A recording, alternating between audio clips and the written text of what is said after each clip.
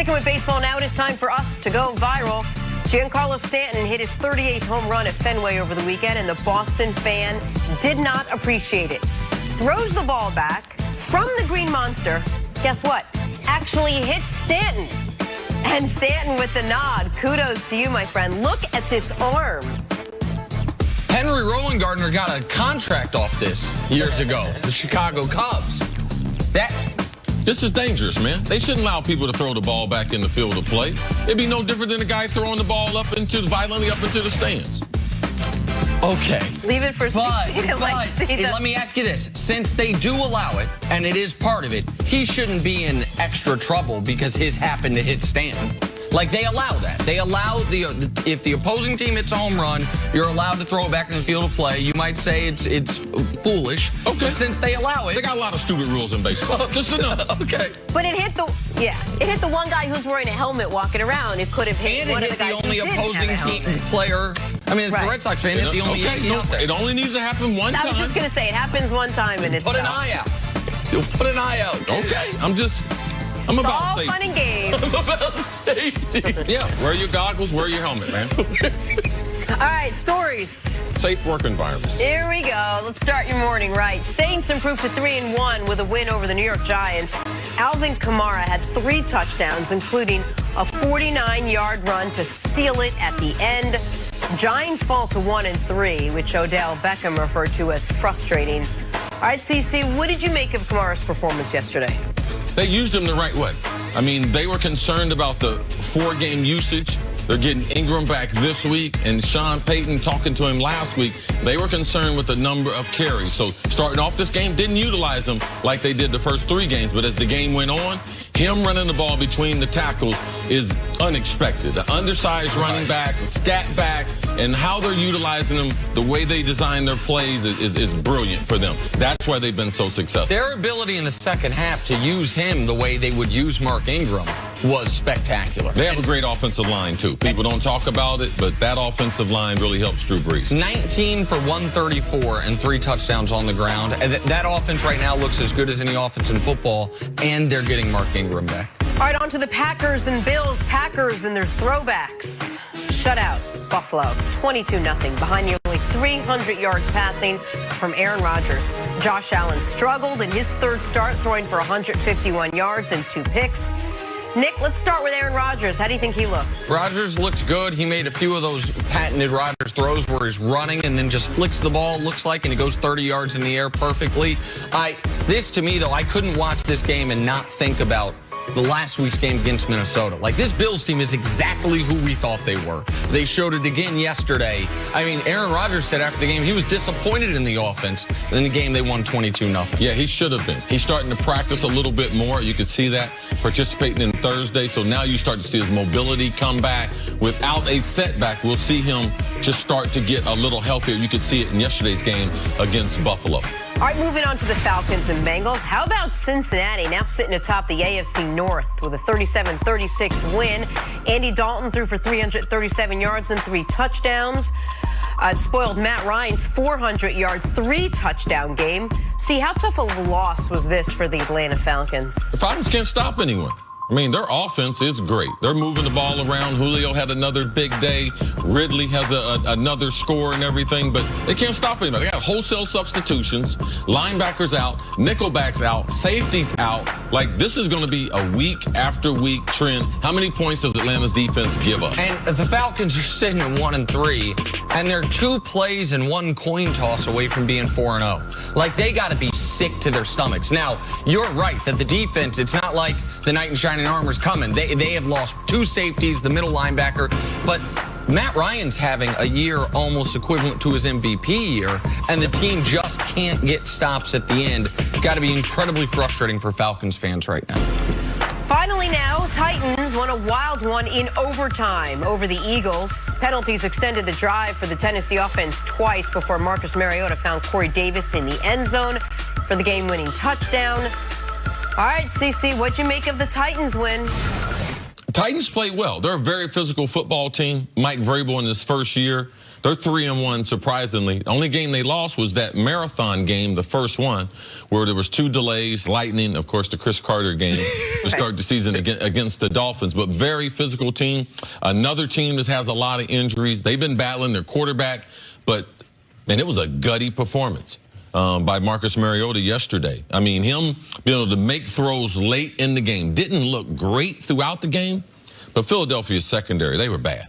I mean, they were awful. Penalties in critical situation. They gave up a 4th down and 15 where they allowed the guy just to run a deep out. Off coverage, the guy's off of him. The guy just kept going back. What do you think he's going to do? He's going to stop around the sticks. The under coverage didn't run to it. I mean, bad defensive football. How does that 4th and 15 happen, see? Because it looked like they were in the defensive alignment. They had 4 defensive backs lined up. They got a new guy playing in the nickel spot. All he's got to do is run under the number 1. There's only 1 receiver to his side of the field. He's outside of him. All he's got to do is back out. He sees he's running the out, run right underneath it. Just their secondary, their nickel and their dime are really struggling. Philadelphia, listen, credit to the Titans. They made the playoffs last year. They won a playoff game last year, and they were a forgotten team heading into this year. I think they got better at coach. Vrabel made some gutsy, correct calls in the overtime on 4th down. Correct, because they were. No, I mean, yes. Absolutely. If they did Everybody's got guts when they work. when they work. When they don't, you're just the Colts, and you're Frank Reich. But yeah, I've been on the sideline telling the coach, let's go for it. Let's go, coach. And it's like, no, we shouldn't have went for that one. But go ahead. Well, it's fine if you want to judge them in hindsight. The way I like to judge them that's the way we always judge things, Nick. Okay, well, that's not the way I judge the 4th down calls. We'll see that when we talk about the Colts game. But there are some calls that are just mathematically correct or incorrect. He went with the math every time. The 4th and 15, there was no math there. It was they were down 3 points in overtime. If you have no choice but to go for it. But he has done a good job. And credit to the Titans, who are 3-1 despite having bad quarterback play throughout the season, basically. I mean, they've had a quarterback injury, but the Philadelphia thing, to me, is the bigger part of this story, which is last week, they barely hold on to a win after they let Andrew Luck drive down the field, and then they get a stop in the red zone. We saw them this week. They're up 17-3 in this game. You can't be up 17-3 and let this Titans offense come back. And they had multiple chances to get off the field with the win in overtime. They had to convert 3 4th downs in overtime for the Titans to win that game. I mean, if you're Philadelphia, I think you are very concerned about where your pass defense is. Philly fans were up in arms about just that. How is it that you come out and play so poorly defensively when for the most part, for so long, that's been sort of their bread and butter all last year leading to this one? Is that coaching? Is that personnel? What is that? Their secondary played above their ability last season. Yep. They had a good vibe. They made a lot of plays, and their pass rush was ferocious. They had a rotation of 7 guys. Fletcher Cox is probably the only guy on the defense, him and Malcolm Jenkins, that are playing good football. Collectively, they just don't have enough people. I don't see the consistent rush from the other people outside of Fletcher Cox. So also, remember how, I know Coach Mangini talked about this too. Remember how they talked about how much fun it is in Philadelphia? How much fun is it now? It's true. How much fun is it today? All right, since this whole offseason was, man, it's so much fun. We have so much more fun than New England. Okay, let's get used to winning, all right? You hadn't won any championships, and now you're telling teams, hey, it's got to be about fun. No, it's got to be about winning, and they don't have enough good football players playing well. All right, speaking of New England, Patriots played a rare Week 4 must-win game yesterday. The always popular Week 4 must-win. Trying to beat the undefeated Miami Dolphins, didn't have to try that hard. Patriots handed Miami a 38-7 beatdown, snapping their 2-game skid, showing consistency on both sides of the ball for the first time all season. Tom Brady had 3 touchdowns, 2 interceptions. The only blemish, Rob Gronkowski had to leave with an ankle injury. He did not return.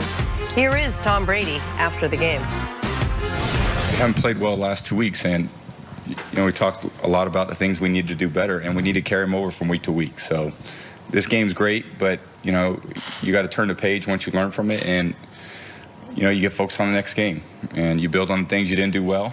You understand what they did well, and some other teams are going to see that too. So it's just it's a long process. It's a long season. We've only played 4 out of the 16, and hopefully we're a lot better in October than we were in September, and we're going to need it because we face some good competition. And this was one that we really talked about and tried to get on track and got off to a fast start and played from ahead, which is, you know, most teams that play from ahead end up winning.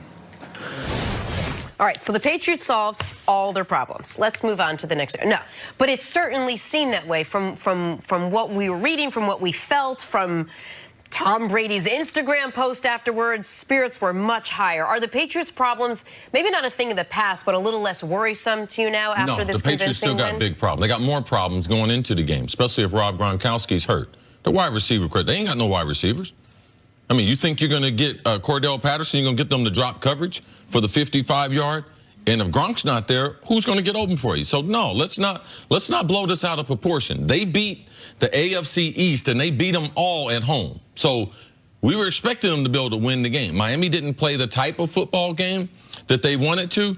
But listen to the defensive coordinator. He said going into the game of Miami, he said, I don't know what New England's going to do, but if I was to guess, I'm going to guess they're going to run the ball 30 times. And that's exactly what they did. We'll talk about all the other optics and everything, but the biggest difference was their ability to run the ball and run it with Sony Michel. He was the big addition that they've added to their team.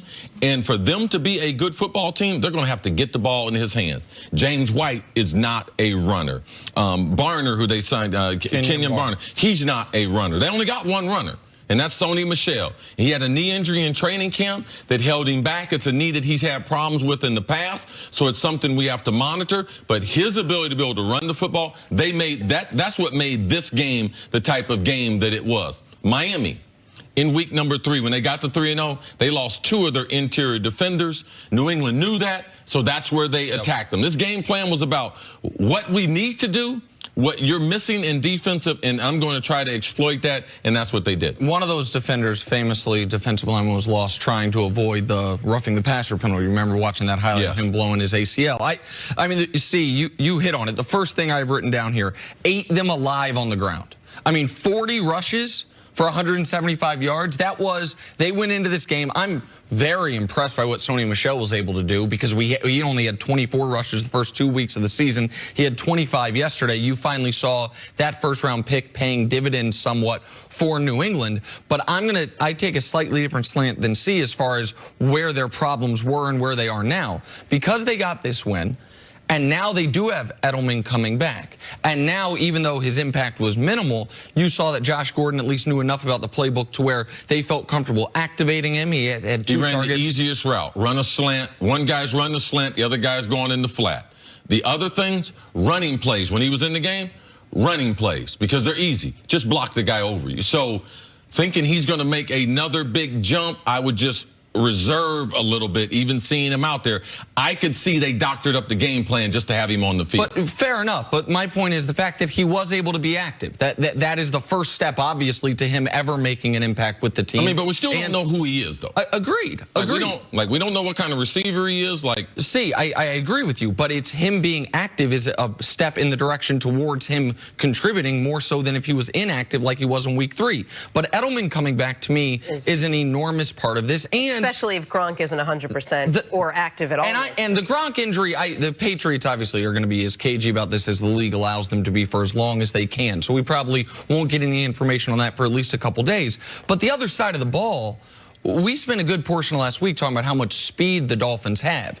And the Pats made Ryan Tannehill look like he's looked every game he's played in that building. They made Ryan Tannehill look like the quarterback that prior to this streak that was ended the 2016 season, started this season, had a lot of Dolphins fans hoping to move on from Ryan Tannehill. The Pats defense, I mean, totally eliminated any of the playmakers from the Dolphins offense. To me, they had the most complete win of any team in the league yesterday on both sides of the ball in a game that was a critical game for them. So it doesn't go ahead. Week number 3, the word was desperation, and that's what was in Foxborough yesterday. Yes. They know they can't lose that game. Miami understands the game. All right, the game planning with the running game, and Miami just could never get enough first downs. 1, 2, 3 first downs, get into the opposition's territory to be able to take advantage of that speed. So New England right from the beginning played a very, very good football game. And the third downs were the biggest difference. The Pats were 10 of 15 on third downs. Yep. And if you watched it, it wasn't a lot of 3rd and 1s. It was 3rd and 6. It was 3rd and 7. It was 3rd and 5. And they were picking them up consistently. And the few times they didn't pick them up, there seemed to be a holding penalty or an illegal illegal contact penalty that gave him a new set of downs. In this game, if you watch Tom Brady, and the reason why I don't say they're not out of the woods, watch how many times Tom Brady threw the ball away or threw the ball in the area where there was no one there. All right, the offensive line couldn't hold up. He was trying to make good decisions and he at least 5 times threw the ball where there was going to be no one there. And the reason why? Because no one was getting separation on the outside. When you look at these two teams, Dolphins had played well. Yesterday was a terrible game.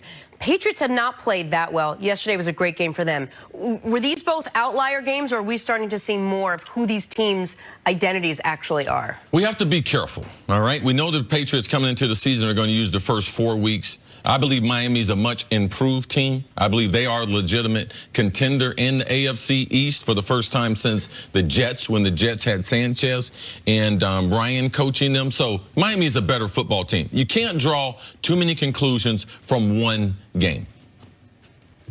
Done. Word of God. Coming up, should Andrew Luck point the finger at his coach for yesterday's loss? That's next on First Things First.